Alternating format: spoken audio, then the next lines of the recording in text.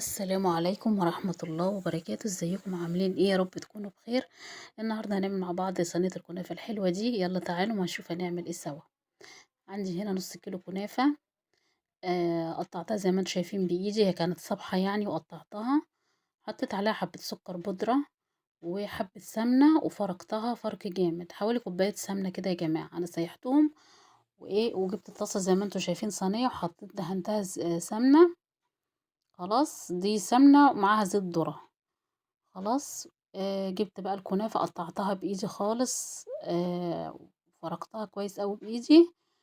وكمان حطيت السكر البودرة. وجبت بقى السمنة زي ما انتوا شايفين كده، هنزل الأول عليها بالسكر البودرة أفركها مع السكر البودرة.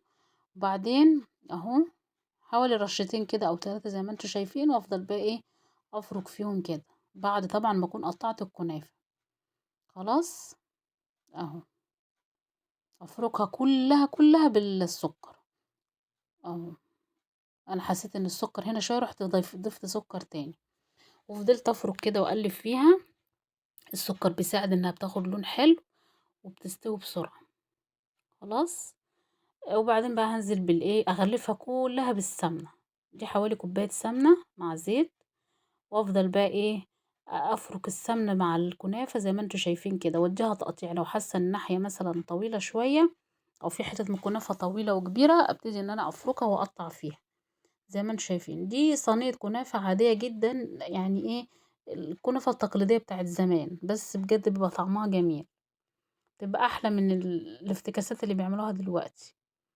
بصوا كلها فركتها بالسمنة، ما خليتش فيها الهوا.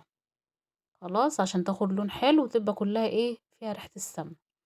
طبعا هنزل بيها على ايه على مرحلتين. هنزل بالمرحلة الاولى احطها في الصينية، هتشوفوا معايا دلوقتي. وايه وافضل ان انا بطبق، وافضل ان انا اضغط عليها عشان ما تكونش هايشة. انا عايزاها تكون يعني ساكنة كده في الطبق في الصينية، هتشوفوا معايا دلوقتي. بصوا اهو بوزع كده وبالطبق. شايفين سويتها ازاي؟ سويتها بالطبق ده، طبق صغير كده او صينية اصغر من الصينية اصلا المحطوطة فيها. وافضل اضغط كده عليها لحد ما سويتها زي ما انتوا شايفين. في المرحلة دي ممكن لو عاملة قشطة تحط قشطة، ممكن مكسرات. انا عندي مكسرات النهاردة، هنزل عليها بالمكسرات. خلاص عندي زبيب، عندي سوداني، وعندي جوز هند، وهحط عليها. بصوا شكلها متساوي ازاي. طبعا دي لو هي هايشة لما نيجي نقطعها مش هنعرف نقطعها بسهولة، لكن طول ما هي متساوية كده هتبقى معانا سهلة في التقطيع. هنا نزلت بالسوداني، وتقريبا كان في بندق مع من ضمن يعني المكسرات، واحط عليهم جوز الهند. خلاص.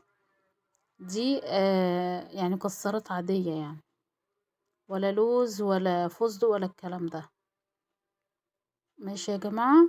ممكن اللي عاوز يحط كاستر يحط في المرحلة دي برضو، او اللي عايز يحط قشطة برضو زي ما قلت. هنا نزلت بجوز الهند اهو. اهو الكمية اللي انتوا عايزينها، ونزلت بالجزء التاني بتاع الكنافة.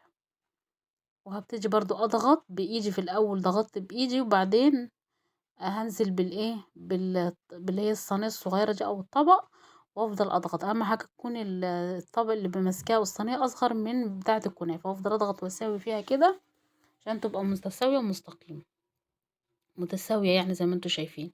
وفي سمنة فاضت فبحطها على الوش كده اهو، زي ما انتوا شايفين، عشان تاخد لون حلو وتبقى متشبعة بالسمنة البلدي. هي بس تاخد سمنة كتيرة شوية اهو. ادي شكلها، ما بتاخدش وقت وسريعة، اسهل من اي نوع كنافة تاني. طبعا هندخلها على درجة حرارة 200 تستوي من تحت. خلاص. وبعد كده ارجع ايه اشغل عليها الشواية لحد ما تاخد اللون الحلو. وده بقى شكلها اهو. طبعا هي سخنة والشربات تقيل بارد. طبعا انتوا عارفين تقيل بارد. كوبايتين سكر، كوبايتين مية، عصرة ليمونة، فانيليا. يا دوبك يغلوا 12 دقيقة يبردوا، واصبهم على الكنافة زي كده. زي ما انتوا شايفين كنافة سخنة وهو بارد، تقيل بارد اهو. شايفين. طبعا لازم اديها شربات لحد ما احس انها خلاص شربت الشربات. يعني ان انا مثلا اشوفها من تحت الاقيها فيها شربات كفاية انها شاربة الشربات كويس. خلاص اهو، كل ما احس ان عايزة شربات اديها شربات اهو، زي ما انتوا شايفين كده. مم. بصوا الجمال، طعمها وريحتها بصراحة كانت جميلة اهو. حطيت كل الشربات، ما خليتش فيه الهوا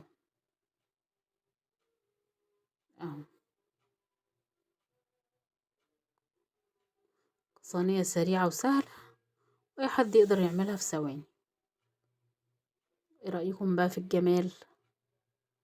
ما تنسوش بقى اللايك والاشتراك في القناة، ما تنسوش التعليق الحلو، والسلام عليكم.